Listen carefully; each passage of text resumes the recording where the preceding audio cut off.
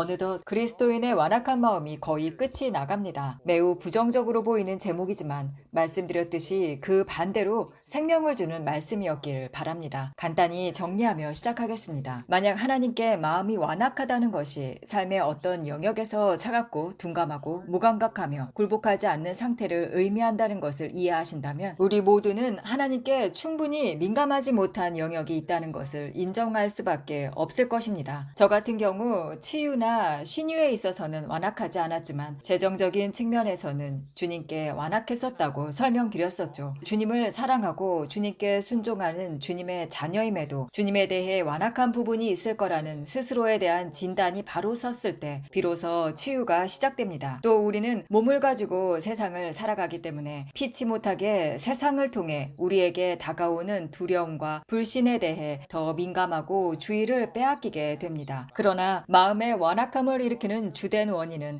바로 우리가 무엇에 주의를 집중하느냐에 달려 있습니다. 우리의 시선이 빼앗기지 않는 것이 중요한 것이죠. 여러 번 말씀드린 마가복음 6장 52절은 제자들의 마음이 완악해진 이유가 오병이어의 기적을 깨닫지 못하였다라고 말하고 있습니다. 만약 제자들이 방금 예수님을 통해 나타난 오병이어의 기적의 능력에 계속 마음을 고정했더라면 예수님이 바다 위를 걸어오시는 장면을 보고 유령이라고 무서워하거나 놀랍고 이상히 여기지 않았을 것이라고 설명드렸었죠. 그러나 제자들은 지금 눈앞의 폭풍 속에서 어떻게 살아남을지에 대한 생각에 사로잡혀 방금 전 기적을 행하신 예수님을 기다리지도 주님에게 어떤 기대도 하지 않았습니다. 그것이 바로 우리 그리스도인이 잘 눈치채지 못하는 완악함이라고 설명드렸고요. 즉 중요한 것은 우리가 집중하고 묵상하는 것에 따라 마음이 민감해진다는 원리입니다. 여기서 사용한 컨시더라는 단어는 곰곰이 생각하고 숙고하고 고려하고 묵상하고 주목한다는 의미였지 않습니까? 무엇에 집중하느냐에 따라 그 대상이 마음을 지배하고 민감하게 만들게 되는 반면 고려하지 않는 것은 마음이 둔감하고 완악해지게 만듭니다. 그러나 우리는 이 원리를 실제로 긍정적으로 사용할 수 있습니다. 우리가 너무 하나님 중심이 되어 오히려 하나님을 불신하는 법을 모를 지경이 되는 그 경지 말이죠. 우울해지는 법도 낙심하는 법도 모르게 되는 겁니다. 그러면 어떤 분들은 그건 불가능해요 라고 말하실 수 있습니다. 하지만 가능합니다, 여러분. 주님 안에서 우리 모두 할 수 있습니다. 제가 완벽하게 한다는 것은 아니지만 이것이 저의 목표이며 실제로 저는 대부분 이런 방식으로 살아가고 있습니다. 그리고 저를 비롯해서 많은 분들이 이렇게 살아가기 위해서 함께 모여 말씀을 나누는 것 아니겠습니까? 그러므로 이 문제의 해답은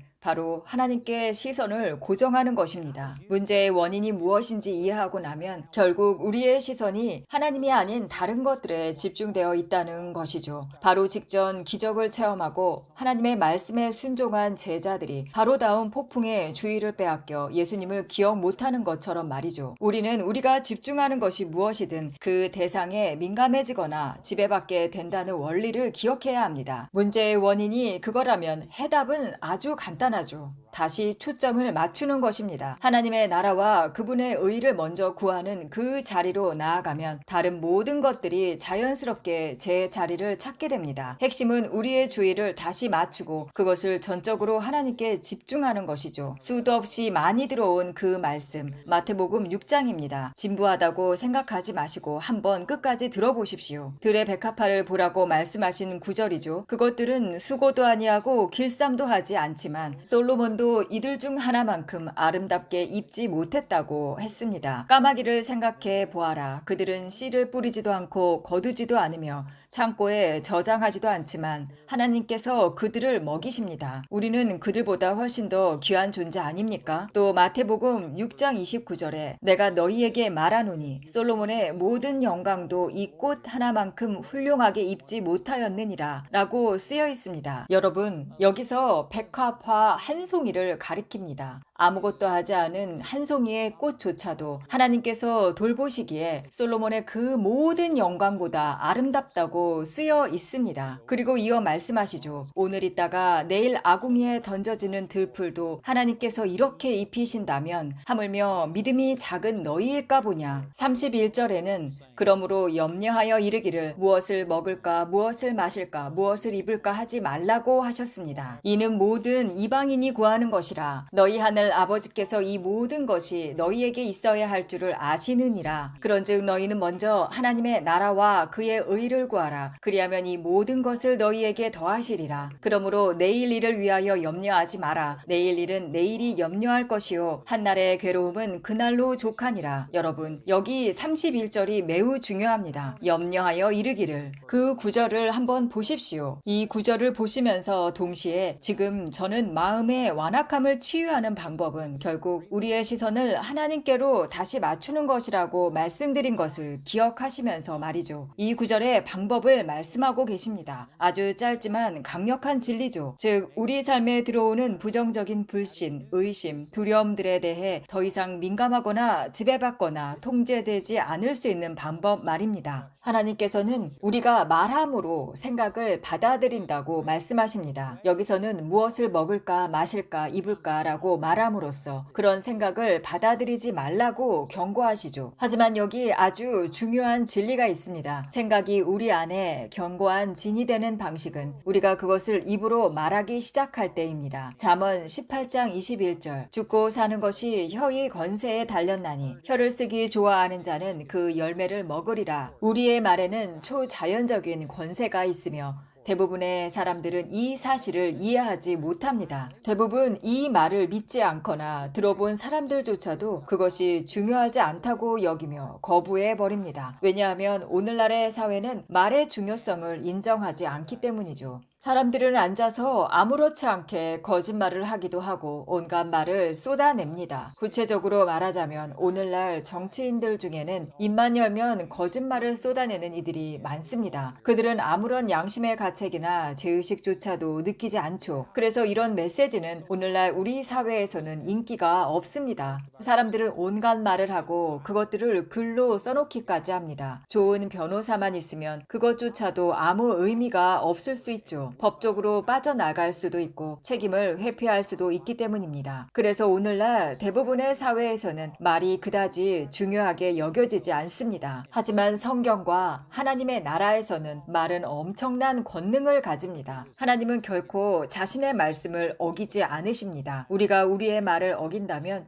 우리는 하나님을 닮은 것이 아니라는 것이죠. 그래서 여기서의 핵심은 생각이 어떻게 받아들여지는가입니다. 그것은 우리가 반복해서 말하기 시작할 때입니다. 그 생각들을 말로 반복하게 되면 그것들이 우리의 삶에 견고한 진으로 자리 잡게 되는 것이죠. 즉 우리가 머리 위로 새가 날아가는 것을 막을 수는 없지만 머리 위에 둥지를 틀지 못하게는 할 수 있다는 것과 같은 원리입니다. 생각이 떠오르는 것을 항상 막을 수는 없죠. 예를 들어 의사가 당신은 곧 죽을 것입니다 라고 말하면 내가 죽으면 가족은 어떻게 될까 라는 생각이 자연히 들 수 있습니다. 그 생각 자체를 막을 수는 없지만 그 생각에 머물지 않을 수는 있습니다. 그 방법 중 하나가 그 부정적인 생각을 말로 꺼내지 않는 것이죠. 생각을 말로 표현해야만 받아들여지는 것이니까요. 생각을 입으로 말할 때에야 마음으로 받아들이는 원리입니다. 말하지 않으면 받아들이지 않는 겁니다. 물론 마음속 생각을 다스려야 하지만 말로 새로운 생각을 심을 수도 있습니다. 말하기 시작할 때 비로소 그 말이 우리의 삶의 영향력과 권세를 발휘하기 시작하죠. 다시 말씀드리지만 잠언 18장 21절 죽고 사는 것이 혀의 권세에 달렸나니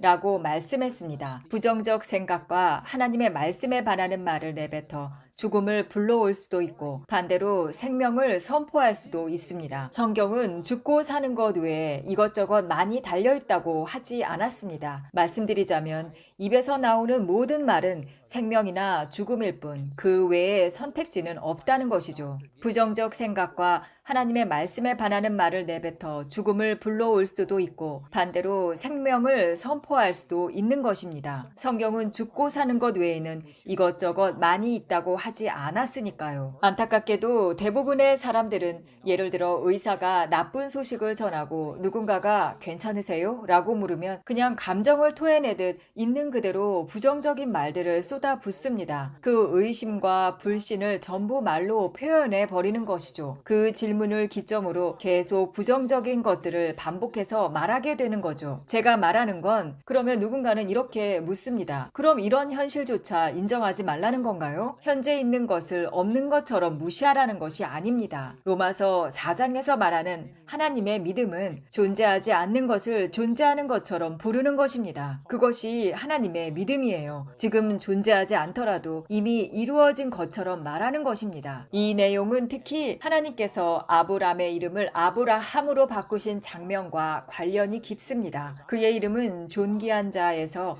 열국의 아비로 바뀐 것이죠. 그리고 하나님께서는 아브라함이 자식을 갖기 전부터 그렇게 부르셨습니다. 하나님의 믿음은 존재하지 않는 것을 있는 것처럼 부르시는 것이죠. 그런데 어떤 사람들은 이것을 비틀어서 있는 것을 없는 것처럼 부르려 합니다. 반대로요. 그럼 이제 제가 다시 예를 들어 의사의 진단과 환자의 대답으로 돌아가 그 답변을 고쳐보겠습니다. 의사가 당신은 죽어가고 있다 라고 말했을 때 괜찮으세요? 라고 누군가가 물었을 경우 저는 안 죽고 있어요. 그건 사실이 아니에요. 라고 대답했을 경우를 살펴보죠. 이거는 있는 것을 없는 것처럼 말하는 것입니다. 이것은 성경이 가르치는 방식이 아니죠. 그러나 이렇게 말할 수 있습니다. 의사가 부정적인 소견을 줬습니다. 하지만 나는 예수님이 채찍에 맞음으로 나음을 받았습니다. 라고 선포하는 것입니다. 이렇게 말함으로써 긍정적인 생각을 취하고 그 안에 있는 능력을 풀어놓을 수 있는 것이죠. 그래요, 여러분. 여기까지 여러분들이 해 오셨을 것입니다. 하지만 더 들어보십시오. 저는 집회에서도 이런 방식으로 합니다. 제가 무대에 올라설 때 아무런 특별한 느낌이나 하나님의 특별한 인도하심을 느끼지 못할 때도 있습니다. 뭔가 특별한 일이 일어날 거라는 확신이 들지 않을 때도 있어요. 하지만 저는 단지 하나님의 말씀이 말하는 것을 붙잡고 선포하기 시작합니다. 사도행전 10장 38절에 있는 것처럼 예수님은 하나님께서 함께 하셨기에 선한 일을 행하시며 마귀에게 눌린 모든 사람을 고치셨다고 말씀하셨습니다. 그리고 저는 이렇게 말씀드립니다. 주를 믿는 자는 예수님이 하신 일들을 또한 하게 된다. 요한복음 14장 12절에 나와 있는 말씀입니다. 오직 성경 말씀 하나만을 근거로 해서 저는 집회에서 이렇게 선포하죠. 오늘 밤 우리는 기적을 보게 될 것입니다. 사람들의 눈이 열릴 것입니다. 저는 그런 일들을 말하기 시작하는 거죠. 그렇게 말하면서 제 생각을 하나님의 말씀에 맞추고 제 마음의 방향을 전환하는 것입니다. 저는 하나님의 개입이 없으면 위태로운 자리에 스스로를 내어 던져놓습니다. 그리고 이것이야말로 우리의 마음을 하나님의 방향으로 향하게 하는 방법 중 하나입니다. 그리고 이와 반대되는 경우를 생각해 볼까요? 예를 들어 계속해서 부정적인 말을 하는 사람이 있다고 해봅시다. 기적을 믿는 사람들은 정말 어리석어. 오늘날 기적은 없고 하나님도 없어. 그리고 그렇게 말하는 사람은 하나님을 부정하며 동성애와 트랜스젠더리즘을 옹호하기도 하죠. 그런 말들을 계속 듣고 있다면 그 부정적인 말들을 들을 때마다 그 말들이 우리의 마음을 점점 더 완악하게 만듭니다. 하지만 하나님의 말씀을 입으로 선포하기 시작한다면 그때부터 우리의 마음은 하나님께 점점 더 민감해지기 시작하죠. 이건 정말 중요합니다. 그리고 아주 단순하죠. 진리는 매우 단순한 데 있지 않습니까? 어떤 사람들은 이게 너무 단순하다고 생각해서 믿지 않기도 하죠. 그들은 그냥 옳은 말을 몇 마디 하는 것만으로는 충분하지 않다고 생각해요. 맞습니다. 마음으로 믿어야 하죠. 입으로만 중얼중얼 대서는 안 됩니다. 로마서 10장에 이렇게 나와 있죠. 사람이 마음으로 믿어 의에 이르고 입으로 시인하여 구원에 이르느니라. 단지 입으로만 말하고 마음으로 믿지 않으면 아무런 능력이 없습니다. 하지만 마음으로만 믿고 말하지 않는 것도 역시 능력이 없습니다. 말을 통해서 능력과 힘이 흘러나가는 것이죠. 한 번은 어떤 성도분이 저에게 와서 이렇게 물으셨습니다. 목사님이 하는 말에 전부 동의합니다. 하나님께서 저를 치유하시는 것이 하나님의 뜻이라는 걸 믿고 저도 그걸 원하고 기도도 하고 있어요. 그런데 아무런 힘도 느껴지지 않아요. 현실로 이루어질 힘이 없어요. 저는 어떻게 해야 하죠? 제가 가장 먼저 그분에게 보여준 성경 구절이 바로 잠언 18장 21절이었습니다. 죽고 사는 것이 혀의 권세에 달렸나니 제가 그리고 말씀드렸죠. 성도분에게는 혀가 있으니 이미 능력을 충분히 가지고 계신 겁니다. 그런데 성도님은 의심과 불신을 말씀하고 있어요. 성경이 말하는 것과 성도님이 믿는 것을 말하는 게 아니라 성도님이 느끼는 감정을 말하고 있는 것입니다. 제가 또 말씀드렸죠. 성도님은 스스로를 저주하고 있는 거나 다름없습니다. 이제는 담대히 성도님의 혀를 쓰십시오. 이제는 하나님의 말씀을 선포하시기 바랍니다. 그렇게 말하면 실제로 우리의 마음이 그 방향으로 향하게 됩니다. 사람이 마음으로 생각하는 것이 그 사람이 됩니다. 그리고 마음에 가득한 것을 우리는 입 밖으로 말하게 되어 있죠. 우리가 말씀을 말하기 시작하고 마음으로 그 말을 믿는다면 우리의 마음을 실제로 주님께로 향하게 바꿀 수 있는 것입니다. 마태복음 17장은 변화산 이야기가 있습니다. 예수님께서 변화산에 올라가셨던 사건 말이죠. 예수님은 베드로, 야고보, 요한 세 제자만 데리고 산에 올라가셨습니다. 예수님이 기도하실 때 실제로 빛을 발하기 시작했고 성경에 따르면 그 빛은 한낮에 태양처럼 밝았다고 말했습니다. 예수님이 기도하시고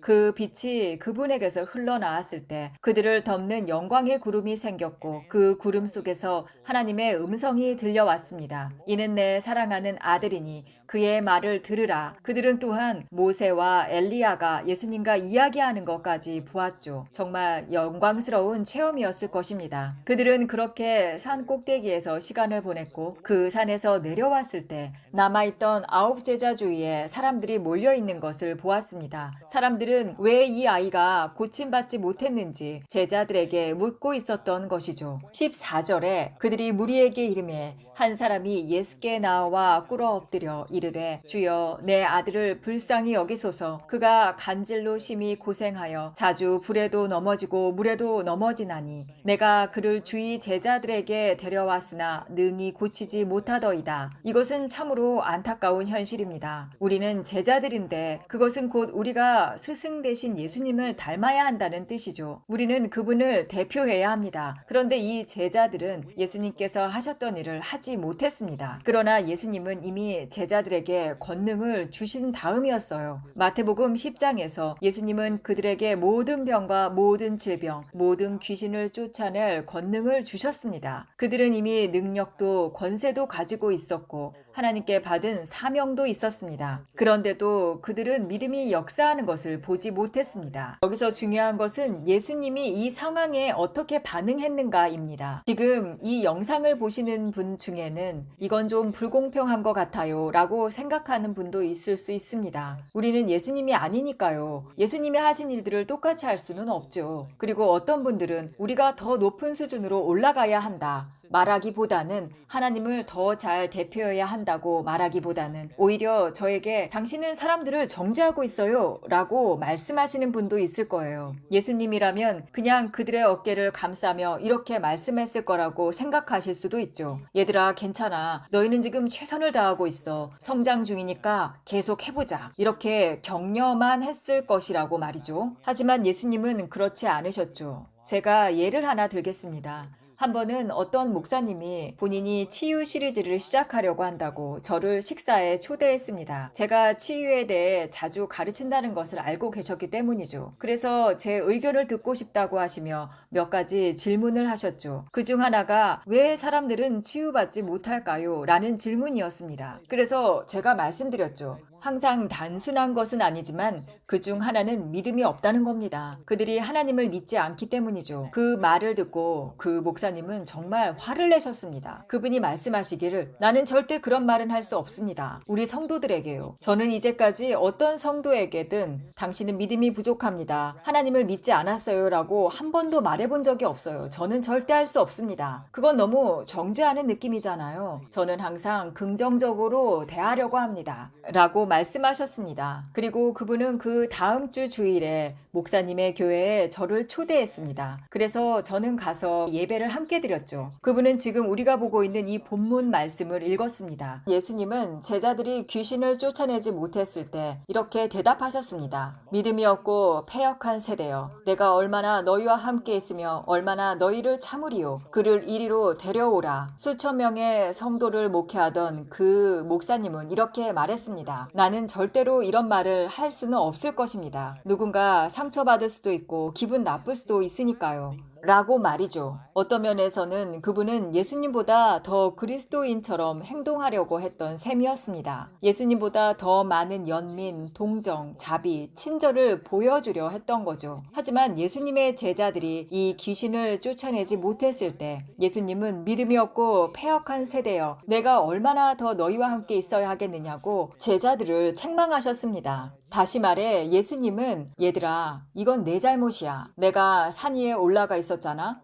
내가 여기 있어야 했는데. 그러니까 너무 낙심하지 말거라. 계속 힘내. 이렇게 말씀하지 않으셨습니다. 예수님은 분명히 이렇게 말씀하셨죠. 너희는 내가 너희에게 명령한 일을 하지 못하고 있다. 예수님은 그 상황에 대해 기뻐하지 않으셨고 지금 우리가 사람들의 필요를 채우지 못하고 있는 현실을 주님께서도 기뻐하시지 않을 거라고 저는 확신합니다. 물론 주님께서 우리를 미워하신다고 생각하지는 않습니다. 주님은 우리를 심판하지 않으실 것입니다. 우리가 진정으로 거듭났다면 하나님의 심판은 이미 예수님께로 다 쏟아졌습니다. 하지만 그것이 지금 우리가 하고 있는 방식들을 주님이 승인하고 인정하신다는 뜻은 아니죠. 절대 아닙니다. 교회는 사람들의 필요를 실제로 섬겨야 한다고 생각합니다. 하지만 요즘 대부분의 교회에서 아픈 사람이 목사님에게 가면 물론 환자를 위해 기도하고 실제로 기적이 일어나는 훌륭한 교회들도 있습니다. 그러나 오늘날 많은 교회에서는 치유나 어떤 문제에 대해서 기도를 요청하면 기도 후에 다른 방법들을 제안하기도 합니다. 예를 들어 통합치유센터를 소개시켜 준다든지 하면서 말이죠. 그것이 나쁘다는 것이 아니고 병원 치료를 받지 말라는 것도 아니에요. 교회의 치유와 회복에 대한 책임감과 의무에 대해 말하는 것입니다. 여러분, 이 말씀에서도 알 수 있듯이 예수님은 죽기와 치유가 필요한 사람을 다른 곳으로 보내지 않으셨다는 것입니다. 그를 내게로 데려오라. 이렇게 말씀하셨어요. 이것을 기억하십시오. 또 만약 어떤 성도가 목사님을 찾아와서 재정적인 필요를 말한다면 정부 지원 프로그램과 대출을 소개하는 것에 그치기보다는 그리스도인의 몸인 교회는 하나님의 번영의 법칙과 그것이 어떻게 작용하는지를 가르쳐야 한다고 생각합니다. 목사님과 다른 성도들의 돈을 모아서 도와주라는 것이 아닙니다. 그것을 뛰어넘는 성경에서 말하는 돈에 대한 원리를 알려줘야 한다는 것이죠. 그리고 동시에 의도적이고 습관적으로 그리스도인의 궁일한 마음을 이용한 사람을 분별해 내야 하겠죠. 그렇게 분별하는 원리도 교회 안에서 가르쳐야 합니다. 또한 정신적 문제나 심리적인 어려움을 안고 목사님을 찾아간다면 좋은 정신과나 약을 소개하는 것도 중요하지만 죽기가 필요하다면 죽기를, 마음의 강건함이 필요하다면 그리스도인의 정체성을 가르쳐 그 성도를 세워야 하는 것이 우선시 되어야 한다는 것입니다. 물론 이 모든 것은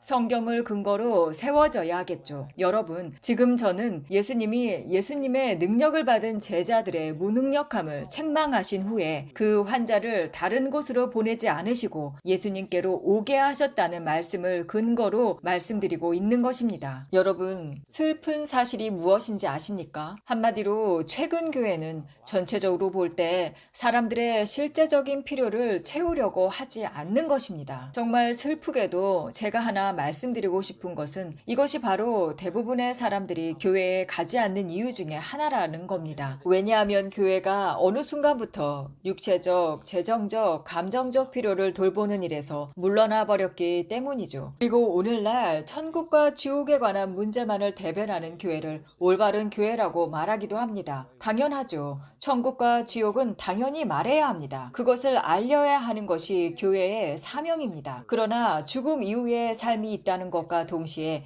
지금 이 삶에서도 살아가는 것이 중요하다는 원리를 알려야 합니다. 천국과 지옥이 있다는 것을 대부분의 사람들은 이제 알죠. 그럼에도 교회에 가지 않는 이유는 그것을 진짜 믿지 않아서도이겠지만 교회가 오직 내세만을 위해 있다고만 생각하기 때문이라고 봅니다. 하지만 사람들은 지금 이 삶을 살고 있지 않습니까? 그들에게는 교회가 현재 삶에 무슨 의미가 있는지 전혀 보이지 않는 것이죠. 하지만 만약 우리가 복음 전체를 따라 살고 하나님께서 원하시는 방식대로 사역한다면 우리는 병든 자를 고치고 나병 환자를 깨끗하게 하며 죽은 자를 살리고 사람들에게 하나님의 번영의 법칙과 방법을 가르치겠죠. 말로 다 할 수 없는 영광스러운 기쁨이 무엇인지 보여주며 사랑과 기쁨, 평강 가운데 어떻게 살아갈 수 있는지도 가르칠 수 있을 것입니다. 그렇게 우리가 사람들의 일상적인 필요를 채워주게 된다면 사람들은 기독교가 단지 내세를 위한 것이 아니라는 사실을 깨닫게 될 것입니다. 즉, 살아계시고 지금도 운행하시는 예수님을 만나게 되는 것이죠.